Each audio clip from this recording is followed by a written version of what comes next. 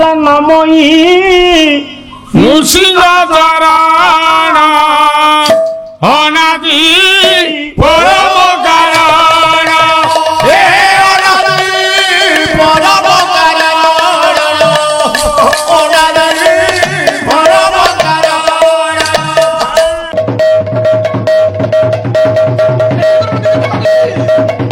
কৃষ্ণ পুরাণ কহিলা কোন ନାଇଁ ଭଣଜା ଇଏ ଯୋଉ ପଞ୍ଚ ସଖା ହେ ପୁଅ ଭଞ୍ଜ ଅଭିମନ୍ୟୁ ଦିନ କୃଷ୍ଣ ଯଦୁମଣି ଆସି ନଥିଲେ ତା ପୂର୍ବରୁ ସାହିତ୍ୟ ବଞ୍ଚେଇଲେ କିଏ? ପଞ୍ଚ ସଖା। ତା ପୂର୍ବରୁ ସାରଳା ଦାସ, ତା ପୂର୍ବରୁ ଥିଲା ବୌଦ୍ଧ ଗାନ ଦୁଆହା। ସେଇ ପଞ୍ଚ ସଖା ଯେତେବେଳେ ଆସିଲେ କେବଳ ଶ୍ରୀମନ୍ଦିରରେ ଶ୍ରୀ ଜଗନ୍ନାଥଙ୍କ ଅପାର କରୁଣା। ଜଗନ୍ନାଥ ଧାମରେ ଯୋଉ ବାଜି ଫେଚିକାମି ଦେଖେଇଛି ନାମ ନେଇଛି ଅନ୍ଧା ହେଇଛି ଘୋଷଣା ହେଇଯାଇଛି ସମସ୍ତେ ସେଇଠି ଶରଣ ପଡୁଛନ୍ତି। ସେ ବିଶ୍ୱର ସ୍ୱତନ୍ତ୍ର ଠାକୁର ଅଛି, ଇଏ ବିଶ୍ୱ ମାନିଛି। ସେଠି ଯିଏ ଅହଙ୍କାରୀ ହେଇଛି କପିଳଙ୍କ ପରି ସିଏ ପଣ୍ଡିତେ ପ୍ରମାଦ ଗଣିଛନ୍ତି। ସାରୁକୁ ଯିବା ନେଇ ବାପା ତାହେଲେ ଇଏ ରାଧା କୃଷ୍ଣ ହିସାବରେ ସ୍ୱାମୀ ସ୍ତ୍ରୀ ମାଇ ଭଣଜା ନୁହଁ। ପଞ୍ଚ ସଖା ଯୁଗର ସିଦ୍ଧ ସାଧକ ବଳରାମ ଦାସ ଗୋଟିଏ ପଦ ଗାଉଛେ ଇଏ ପ୍ରଭାତ ସାହୁ ବାୟକ। କେତେ ପ୍ରାଣ ମୁଁ ଟିକେ ଦେଖିବି ବାପା କହିଲା ଇଏ ବହୁ ଦେଖିଲେଣି ତାରି ଭିତରେ ଅଛି ସମ୍ପୂର୍ଣ୍ଣ ଦେଖା ସରିନି ମରିବା ପର୍ଯ୍ୟନ୍ତ ଶିକ୍ଷା ସରିନି ବାପା। ରାଧା କୃଷ୍ଣ ଦୁହେଁ ଭାଇ ଭଉଣୀ ରାଧା କୃଷ୍ଣ ନ ଜାଣନ୍ତି ଗୋପତାରଣୀ ଏହା ନ ଜାଣନ୍ତି ଗୋପତାରଣୀ। ର ପଇସା ଆଇଲା ପାଟି କରୁନ କାଇଁ କଣ ଚୋରି କରୁଛୁ? ନାଇଁ ଗେଡୁ ଭାଇ ପାଟି କରୁଛୁ। ଓହୋ ହଁ ପଇସା ପତ୍ର ବେଳେ ପାଟି କରିବୁନି। ଦେଖୁଛୁ ରଜ ସଇଲା ଆଉ କିଏ ଟଙ୍କାଟେ ଦବ? ଇଏ ରାଧା କୃଷ୍ଣ ଦୁହେଁ ଭାଇ ଭଉଣୀ। ବଳରାମ ଦାସ କହିଲେ ରାଧା ହେଲେ ଭଉଣୀ କୃଷ୍ଣ ହେଲେ ଭାଇ ଭାଇ। ଇଏ କିଏ ଅଡୁଆ କଥା? ରାଧା କୃଷ୍ଣ ମାଇଁ ଭଣଜା।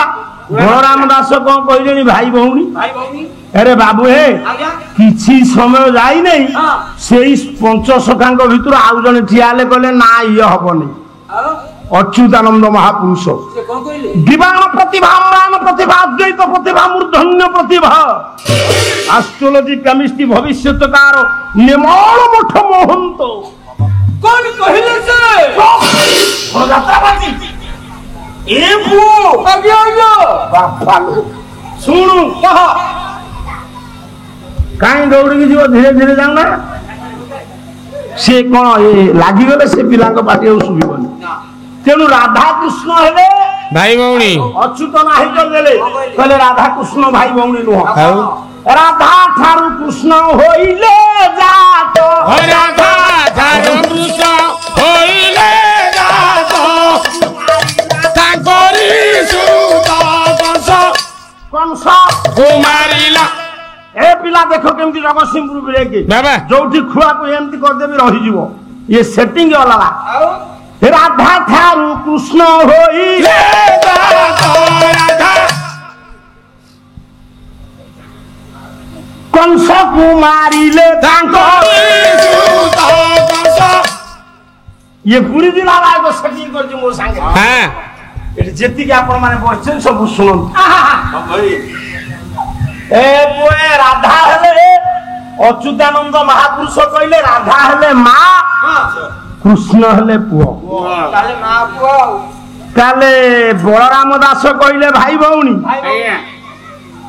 ଇଏ କହିଲେ ମା ପୁଅ, ଅଚ୍ୟୁତ କହିଲେ ମା ପୁଅ। ତାହେଲେ ଭାଇ ଭଉଣୀ ନା ମା ପୁଅ? କେମିତି? ଅଚ୍ୟୁତ କହିଲେ ମା ପୁଅ।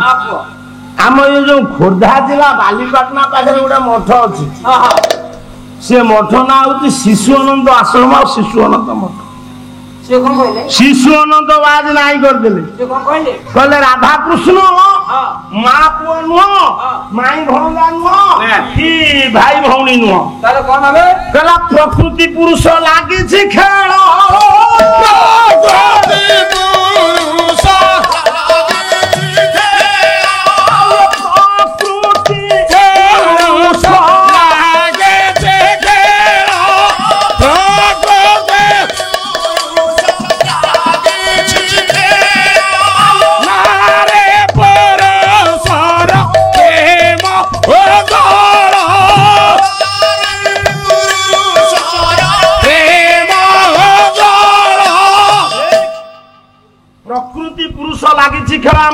ଶିଶୁ ଅନନ୍ତ ବାଲିପାଟଣା ଖୋର୍ଦ୍ଧା ଜିଲ୍ଲା ପିଲାମାନେ ସବୁ ଶୁଣ। ସେ କହିଲେ ପ୍ରକୃତି କି ରାଧା ହେଲେ ସ୍ତ୍ରୀ ଆଉ କୃଷ୍ଣ ହେଲେ ସ୍ୱାମୀ। କଣ ଏଥିରେ ବୁଝୁଛ ବୁଝ, ଇଏ ବାବାଜୀ କଳି ତ ଛିଣ୍ଡୁ ନାହିଁ। ହେ ଆମର ପୁରାଣ କହିଲା ରାଧା ହେଲେ ମାଇଁ, କୃଷ୍ଣ ହେଲେ ଭଣଜା। ବଳରାମ ଦାସ କହିଲେ ରାଧା କୃଷ୍ଣ ଭାଇ ଭଉଣୀ। ଅଚ୍ୟୁତାନନ୍ଦ ମହାପୁରୁଷ କହିଲେ ରାଧା କୃଷ୍ଣ ମା ପୁଅ। ଆମ ଇଏ ଶିଶୁ ଅନନ୍ତ ଆଶ୍ରମ ବାଲିପାଟଣା ଆଶ୍ରମ ଶିଶୁ ଅନନ୍ତ ବାବାଜୀ କହିଲେଣି ସେ ହେଲେ ସ୍ୱାମୀ। ତାହେଲେ ସ୍ୱାମୀ ସ୍ତ୍ରୀ ଆଉ ଠିକ ଆଉ ନା ଜଗନ୍ନାଥ ଦାସଙ୍କୁ ପଚାରିବା। ଭାଗବତ ରଚନା କଲେ 12 ସ୍କନ୍ଧ, କୃଷ୍ଣ ରସ ଉପରେ ଗୁରୁତ୍ୱ ଦେଲେ। ଏ ବାବୁ ମାନେ ପିଲାମାନେ ଶୁଣ, ପାଲା କେତେ ଗହନ କଥା। ଆମେ ପାଲା ବାଲା ହେଇକି ବିଲକୁଲ ବିନ୍ଦୁଏ ଜାଣିନୁ। ବଡ ଗାୟକ ମାନେ ପାଲା ଗାଇଲା ବେଳେ ଆମ ଗାୟକ ହେଇକି ବୁଝିପାରୁନୁ। ଆଉ ସାଧାରଣ ଶ୍ରୋତା କଥା ଆହୁରି ବହୁ ପଛେ। ତାହେଲେ କୁହନ୍ତୁ, ଜଗନ୍ନାଥ ଦାସ ଭାଗବତ ଲେଖିଲେ, ପୁରୀ ଜିଲ୍ଲାର ପୁଅ। ଭାଗବତ ରଚନା କଲେ, ଗୁରୁତ୍ୱ ଦେଲେ କୋଉ ରସ ଉପରେ? କୃଷ୍ଣ ରସ ଉପରେ। କହିଲେ କହି ଦାସ ଜଗନ୍ନାଥ କୃଷ୍ଣ ଚରିତ ଭାଗବତ, ହେ କୃଷ୍ଣ ଚରିତ ଭାଗବତ, କୃଷ୍ଣ ଚରିତ ଭାଗବତ।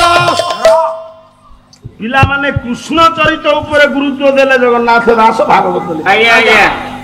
ଆଚ୍ଛା ଶୁଣାଇ ଭାଇ, ଏପଟେ ବସା କୃଷ୍ଣ ଚରିତ ଉପରେ ଯଦି ଗୁରୁତ୍ୱ ଦେଇ ଜଗନ୍ନାଥ ଦାସ ଭାଗବତ ଲେଖିଲେ, ଏଠି କଣ ଘଣ୍ଟ ବାଡେଇଲା ଜଣେ, ଭୋଗ ଖାଇଲା ଆଉ ଜଣେ? ମୋ କହିବାର ତାତ୍ପର୍ଯ୍ୟ ତ କୃଷ୍ଣ ଚରିତ ଭାଗବତ ସେଠି କଣ ଲେଖା ହେଲା ନୃସିଂହଙ୍କ ଉପରେ ଗୁରୁତ୍ୱ ଦିଆଗଲା? ଏ ପୁଅ, କୃଷ୍ଣ ଚରିତ ଉପରେ ଗୁରୁତ୍ୱ ଦେଇ ଜଗନ୍ନାଥ ଦାସ ଭାଗବତ ରଚନା କଲା ବେଳେ କିରେ ବାପା ଏଠି କଣ କହିଲେ? ଜଗନ୍ନାଥ ଦାସ ପ୍ରଥମେ କଣ କହିଲେ? କହିଲା ନମଇ ନୃସିଂହ ଚରଣ ଅନାଦି ପରମ କାରଣ, ହେ ଅନାଦି ପରମ କାରଣ, ଅନାଦି ପରମ କାରଣ। এই যে গুনগুনটা নহলে ନାଇଁ ଭଲ ଲାଗୁଛି ଏବେ। ବାପା ଶୁଣ ଶୁଣ ପିଲା, ଆଜ୍ଞା ଯେ କି ଜଗନ୍ନାଥ ଦାସ ଭାଗବତ ଲେଖିଲେ କୃଷ୍ଣ ଚରିତ ଉପରେ ଗୁରୁତ୍ୱ ଦେଇ। ଆଚ୍ଛା ନମଇ ଶ୍ରୀକୃଷ୍ଣ ଚରଣ କାହିଁ ନ ଲେଖି ଲେଖିଲେ ନମଇ ନୃସିଂହ ଚରଣ? ନମଇ ଶ୍ରୀକୃଷ୍ଣ ଚରଣ ଲେଖା ହବ ନା ନାଇଁ? ମୁଁ ପାଲା ଗାଇବି, ଆପଣ ମତେ ପଇସା ଦେବେ ନା ଅଲଗା ଗାଇବି ଦେବେ? ତାହେଲେ ଜଗନ୍ନାଥ ଦାସ ତୁମେ ଶ୍ରୀକୃଷ୍ଣ ଉପରେ ଗୁରୁତ୍ୱ ଦେଇ କାବ୍ୟ ରଚନା କଲାବେଳେ ନମଇ ନୃସିଂହ ଚରଣ କଣ? ଏଠିକି ଟିକେ ମୋ ସ୍ୱାଇଁ ଭାଇ ବସେଇ ଦବ। ଏଠି ନୁହଁ, ଆଉ ଗୋଟେ ଜାଗାରେ କଣ କହୁଥିଲ? ବାମୁଣିଆ ପାରିବେନି, ବାମୁଣିଆ ପାରିବେନି, ବାମୁଣିଆ ଯେମିତି ପାରିବେ କେହି ପାରିବେନି। 21 ଥର କ୍ଷତ୍ରିୟଙ୍କୁ ହାଣି କୁଟିକି ସାକାର କରିଦେଲା ରାମ ଟୋକା। ଏତେ ବଡ ଥିଲେ କୌରବ ପାଣ୍ଡବ ଏବେ ହେଇଛନ୍ତି ଯୋଦ୍ଧା, ତାଙ୍କୁ ଶିଖାଇଥିଲା କିଏ? ବ୍ରାହ୍ମଣ ନା। ଆଉ ତୁମେ ବ୍ରାହ୍ମଣଙ୍କ ସାଙ୍ଗରେ ମିଶିବ, ସବୁ କରିବ, ଶେଷୁ କହିବ ବ୍ରାହ୍ମଣ ପାରିବେନି, ତୁମେ ଏମିତି ପାଲା ବଳା? ହେ ପୁଅ, ମତେ ବତେଇବ ଶ୍ରୀକୃଷ୍ଣ ଚରିତ ଉପରେ ଗୁରୁତ୍ୱ ଦେଇ କାବ୍ୟ ରଚନା କଲା ବେଳେ ଜଗନ୍ନାଥ ଦାସ କାହିଁକି ଲେଖା ହେଲା ନମଇ ନୃସିଂହ ଚରଣ? সেই জগন্নাথ দাস যেহেতু কৃষ্ণ চরিত উপরে গুরুত্ব দেই কাব্য রচনা করিছন্তি, তাঙ্কু পচারিবা রাধা কৃষ্ণ হিসাব কোন?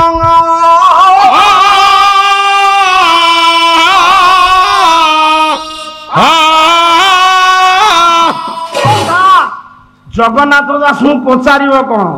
সে তো মূলରୁ কাটি ଦେଇଛନ୍ତି ଆଉ ସେ କଣ କହିଲେ କହିଲ? কোন কহিবে কোন? তাঙ্ক 12 স্কন্ধ ভাগবতরে পড়া রাধা নাম লেখা নাহি রে, লেখা নাই।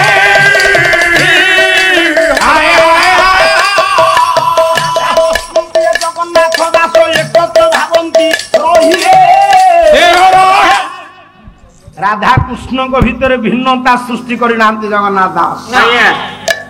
आपण माने तनखी परखी देखंतु द्वादश स्कंद भागवत स्वतंत्र भाव राधा बोली दुईटी अक्षर गोटे शब्द नाही कौन बुझुचंदी ताले जगन्नाथ दास राधा शब्द को प्रयोग कलेनी राधा बोली गोटे कहीं नांती आज्ञा ताले मो विषय आज आभिमुख्य राधा कृष्ण हिसाब कौन हम भाई भौणी ना माँ पुओ ना स्वामी स्त्री ना आउ राधा सृष्टि में केमती राधा बोली गोटे नारी नाही जगन्नाथ दास नाही कर जगन्नाथ दास को नहीं कले जगन्नाथ दास जो व्यासंक भागवत को पाठ करी अनुप्राणित हो लिखिं व्यास संस्कृत भागवत राधा दुईटी अक्षर लिखि ना व्यास आनिले भागवत को उपनिषद रु 108 उपनिषद से भी राधा बोली दुईटी अक्षर गोटे शब्द नाही उपनिषद आसिला वेदरु वेदरे भी राधा नाम लेखा नहीं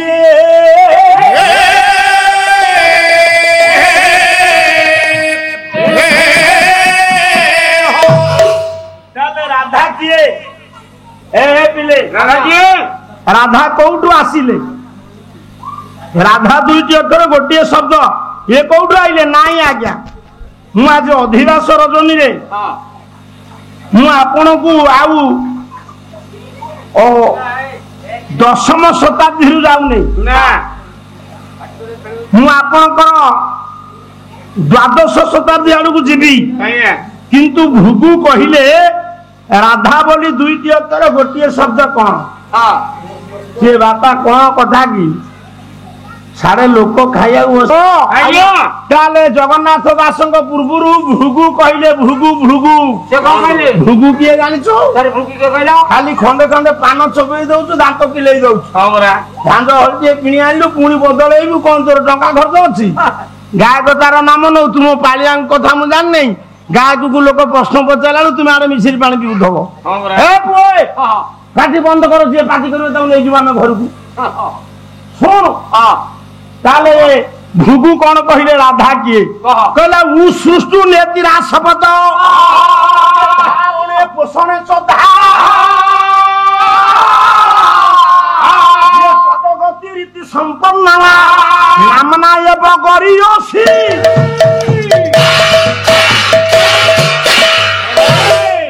आउ तो 4 दिन पाला काव्य खेल भी हबो देखिबा तुम काव्य केते श्लोक आसीबो आम काव्य केते श्लोक आसीबो आमे श्लोक गणी बसिकरी चुप हेबो पिला माने सुन गोळमाळ करना जे भृगु कहिले उ सृष्टि नेतिरा शब्द भृगु कहिले ऊपर धा तळे रा कोन धा कोन रा कहला ना जेति कि आपण माने बसिजंती सब सुन आया धा कहिले जोठुए जीव कीट ठारू ब्रह्म पर्यंत सबु प्राणी आसचंती से होची धा पुरी जिल्ला रे जो गायक तिष्ठिची से आ कोठी हारिबोनी आज्ञा आज्ञा बाली रे जो बळद हळ करिछि से सब ढेई करिवो देखिबा ये बाली रे मण की मोटाळे रे मण पुओ एठी भृगु कहिले ऊपर धा तळेरा आमे सबु रारू आसीचे धा